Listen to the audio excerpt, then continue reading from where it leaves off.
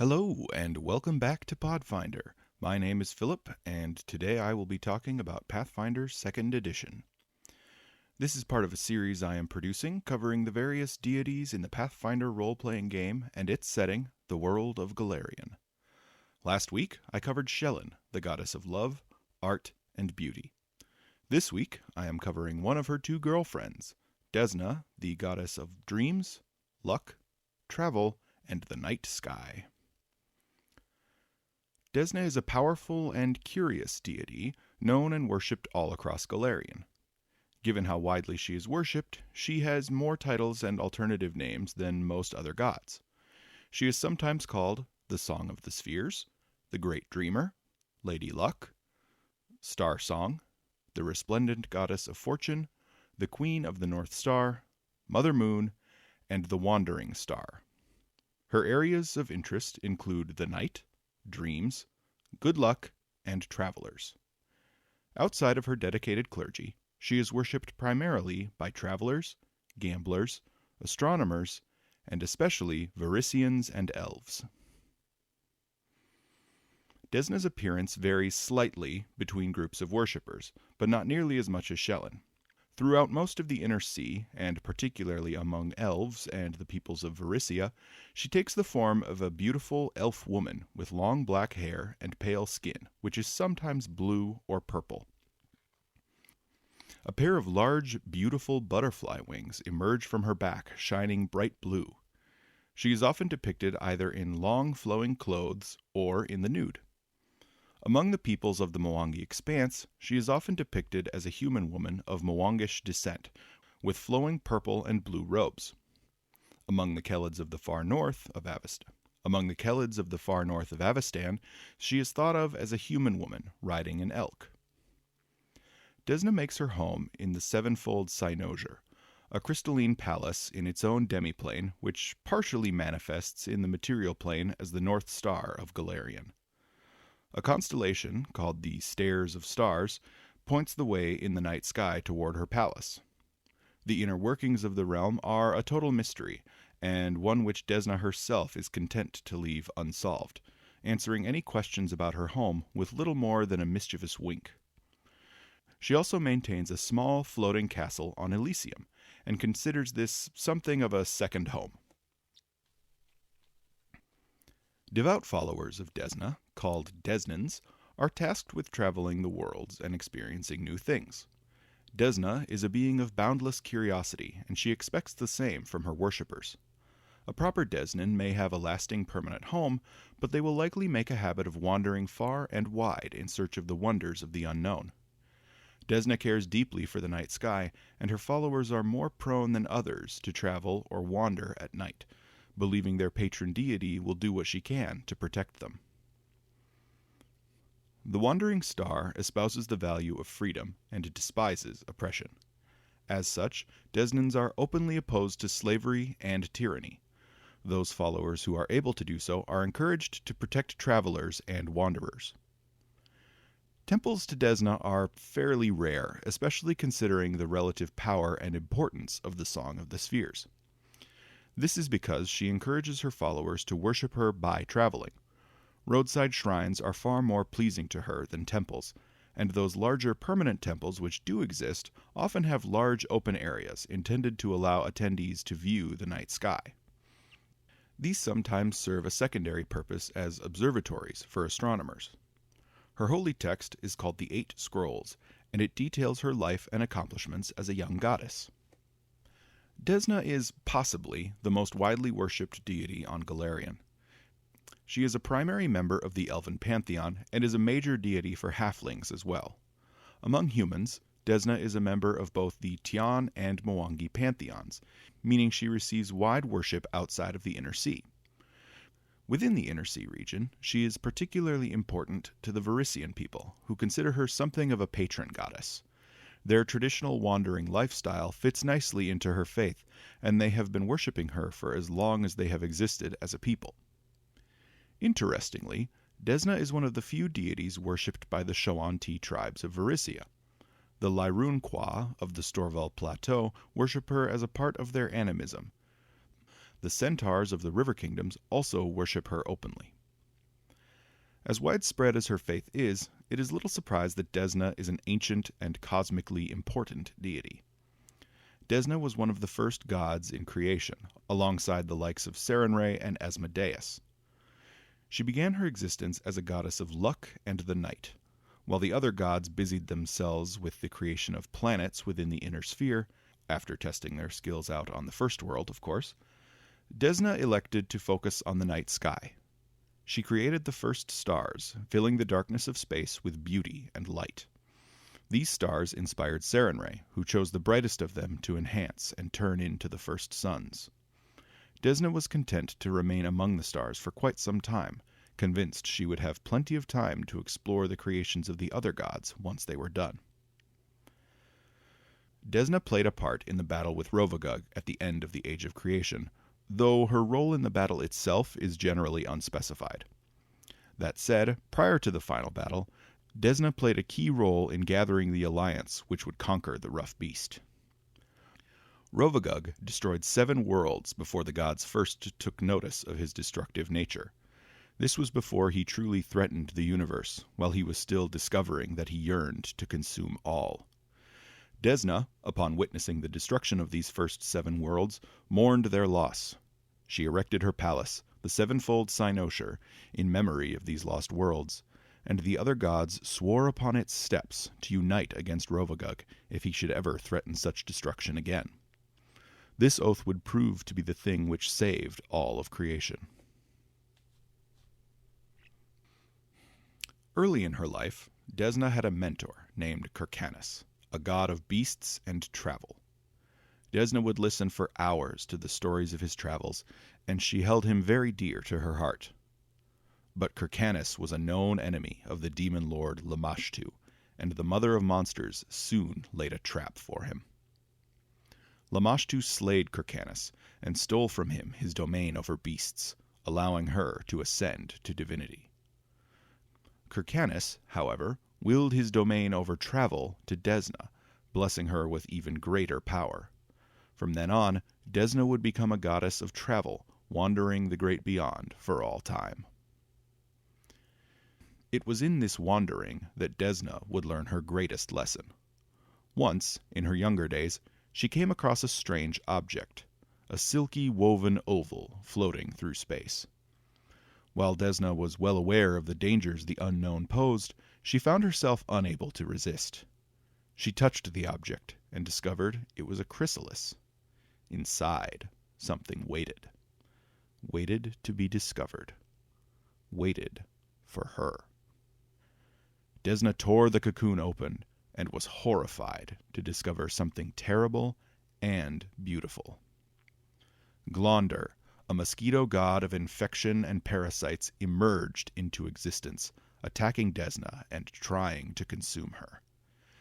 Desna, unable to totally destroy this thing, whose gossamer wings were so beautiful even while his body was so vile, summoned all of her power and hurled him into the great beyond where he might pose less of a danger to creation. While Desna would always be a curious goddess, she would forever carry the lesson that something beautiful can hide something ugly just out of sight. Glonder wouldn't be the only god Desna would create, however, and not even the only one she would create by accident. Once, in her endless wandering, Desna unknowingly traced a butterfly pattern into the stars of the sky as she placed them. This butterfly rose as the black butterfly, a lesser god called an imperial lord. The black butterfly is one of the star song's greatest allies, and is often called Desna's shadow. Lest one think that Desna is a flighty, ethereal goddess of little real power, it's important to remember the time she nearly started a planar war. In the year 4155 AR, only 600 years before the current year in the Pathfinder setting, the demon lord Eolar, the Lady of the Hunt, taunted Desna by possessing the body of a recently deceased Desnan priest. She used the priest's body to slay his family, causing untold misery and turmoil. Eolar had done this many times before, but she was about to learn an important lesson of her own. Sometimes when you fuck around, you find out. Outraged, Desna set out on a quest for vengeance. She single-handedly invaded the Outer Rifts, the home of all demons and demon lords in the great beyond. She stormed Aolar's fortress and slaughtered the lady of her hunt and all her followers. She then destroyed the fortress in its entirety, all by herself. Now, the lords of the Outer Rifts weren't about to take this lying down. They organized a great host to march against the Song of the Spheres, which they called the Coalition of Chaos. Desna might have been in trouble were it not for the timely aid of Calistria. Calistria, along with Sarenrae and Shelyn, had also been tormented by Aolar, and they saw fit to help their sister goddess. Calistria, being Calistria, manipulated the leaders of the Coalition of Chaos against one another, turning the entire host against itself. In doing so, she not only saved Desna from their wrath, but also likely averted an apocalyptic war among the gods. Desna is generally well-liked among the good-aligned deities, though the more stringent rule followers often take issue with her mercurial nature. Due to her age, she is friends with some now-forgotten gods, including the Aslanti god Elion and the deceased Aslanti goddess Akavna. She is close with Cayden Cailean, and the two of them have had many trysts in the past. Their rumored son, the demigod Kurgus, has recently been raised to full godhood, taking domain over strength and sport. Desna is, of course, closest to her lovers Shelyn and Sarenrae, and the three of them are sometimes worshipped as a pantheon, called the Prismatic Ray. She also has a special relationship with the Black Butterfly and Pelura, the imperial lords of the night sky and the northern lights, respectively. These two are known to sometimes reside with her in the sevenfold cynosure. Unlike some of the previously discussed deities, Desna doesn't try to maintain good or even working relationships with many evil deities. She actively hunts for Glonder, hoping to destroy him and undo the mistake of her youth. Likewise, she despises and seeks vengeance upon Lamashtu, and wants to strip her of her domain over beasts. She also actively opposes both Rovagug and Zon Kuthon, who both try to claim the night as a time of terror. For players who might be interested in playing a character who follows Desna, here are a few useful details. For those using the alignment rules, Desna is chaotic good, and she accepts clerics of that alignment as well as neutral good and chaotic neutral alignments. Her edicts are to aid fellow travelers, to explore new places, to express yourself through art and song, and to find what life has to offer. Conversely, to cause fear or despair, to corrupt the dreams of others with magic, or to engage in bigoted behavior are all anathema to Desna. Her holy symbol is a butterfly, with markings on its wings depicting stars and the moon. Her domains are dreams, luck, moon, and travel, and she has the alternate domains of stars and void. Desna's favored colors are blue and white, though other colors which evoke the night sky, such as navy, purple, black, and even green, are common for followers to wear. Pelts of nocturnal creatures might be appropriate additions to outfits as well. Jewelry, tattoos, and decorative embroidery depicting stars and constellations are excellent ways to display one's faith in Desna. Typical Desnans will dress in clothing which emphasizes practicality in terms of travel. Desna's favored weapon is the Star Knife, a weapon with a central handle and 4 blades pointing out in different directions, evocative of the compass on a map. Trained wielders can use these weapons both in melee and at range. Daggers are common as well, and shuriken might be common since they resemble small star knives. Her popularity among Varisians means their cultural weapons, such as the bladed scarf, might be easily found among her faithful as well. Other weapons might also be appropriate, but players should put thought into how the weapon might be carried during extended travel. A quarterstaff, for instance, serves equally well as both a weapon and a walking stick. Desna's favored animal is the butterfly, but she also holds an affection for moths, dragonflies, owls, sparrows, and messenger birds. For larger animal companions, players might consider something that travels well, maybe a dog, wolf, or horse. In the north of Avestan, an elk would also be an excellent choice. Clerics and bards make up much of Desna's formal clergy, but worshippers of nearly every class exist due to her emphasis on travel. Rangers and druids can easily take to her faith as they explore the natural world. Martial characters like fighters, swashbucklers, and barbarians, who make a living as traveling mercenaries, might also take up the faith. A fair number of rogues worship her as well, both in her aspect as a night goddess and in her aspect as a goddess of luck. That last part especially holds true for any character who spends a lot of time gambling. Followers might take feats from archetypes which improve their ability to travel abroad, such as the Horizon Walker or the Linguist. Characters from basically every ancestry and location on Golarion could reasonably worship Desna. The elves and half-elves of Kyonin worship her as a part of their elven pantheon. Halflings throughout the Inner Sea region follow Desna's faith, and most consider a halfling's inherent good luck to be a gift from the Song of the Spheres.